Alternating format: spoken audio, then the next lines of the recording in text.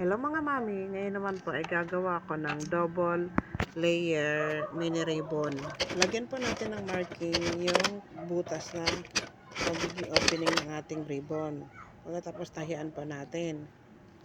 Pag natahian na po, maglagay naman po tayo ng pikete mula dun sa joining papunta dun sa baba para yun po ang pagtatapatan ng unang tahi natin.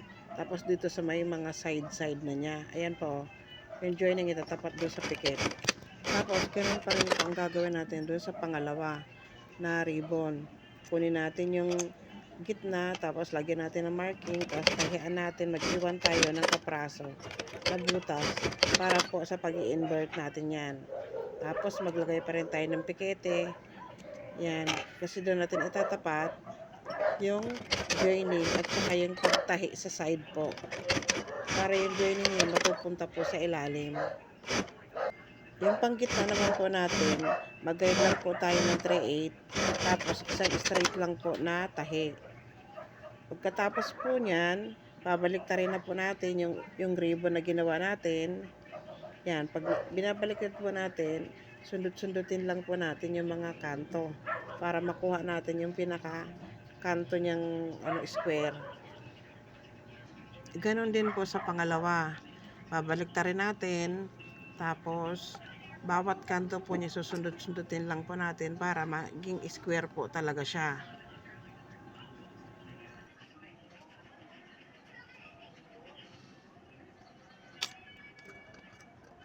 Yung para naman po sa gitna, ganun pa rin po, kukuha tayo ng alambre. Sa akin po kasi, alambre po ang ginagamit ko na pangbaliktad po, yung para sa gitna ng mga ribbon. Yan. Tapos po niyan, paplansya naman po tayo. Paplansyahin natin yung mga ginawa nating ribbon. Bali, 4 na piraso po yan. Yung para sa ribbon kasi tigda 2 po ang bawat kabilaan. Pag na-plansya po natin, tutupiin din po natin sa plansya yung pinakagitna. Para pag nagbuhol po tayo mamaya, yung nagtatali na tayo, alam po natin yung pinaka-center niya. Pagpapatungin na po natin yung ribbon. Bali, iaangat lang po natin siya ng 1 inch. Yung isang ruler, palapad po ng ruler. Nakaangat po siya pataas. Tapos, tutupi-tupiin na po natin siya para maging ribbon. Pag natupi-tupi na natin siya ng ganyan, isi-secure na po natin siya ng tali. Tatalian na po natin siya sa gitna. I-secure lang po natin na hindi siya matatanggal yung pagkakatali natin.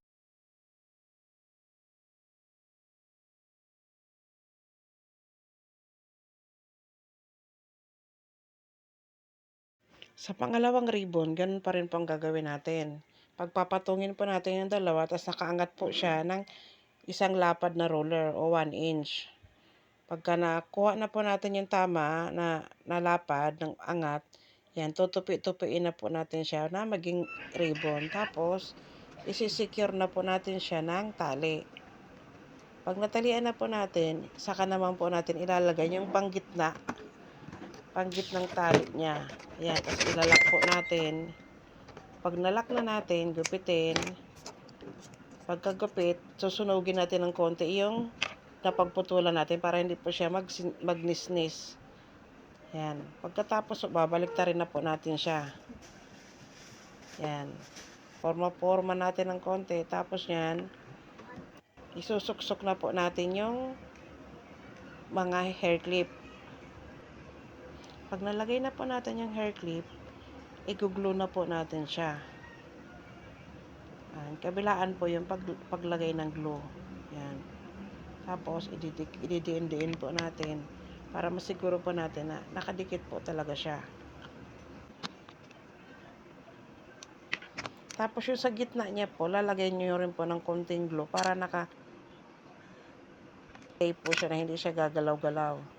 Saka po natin ilalagay yung pinaka-decorated niya na pearl na beads. Pag nalagay na po natin ng glue, ididiin lang po natin para sigurado po talaga na didikit yung pearl na beads na inilagay natin na para sa gitnang dekorasyon. Tapos sa pangalawang ribbon, ganun pa rin po ang gagawin. Isuksok natin yung clip, tapos i-glue po natin kabilaan, ididiin para siguradong nakadikit po talaga siya.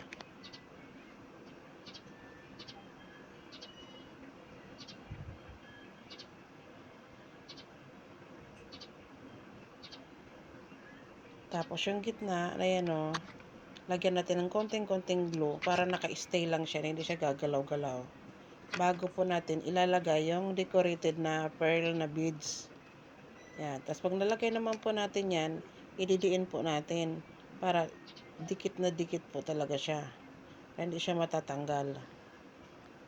Yan na po ang natapos. Ito naman po yung sinasuot ko siya sa anak ko. Nilagay ko na siya sa ulo. Yan po yung pinaka niya. Dalawa kasing ginawa ko. Siya pink at saka dark emerald green. Yan po oh. Maraming salamat sa panonood.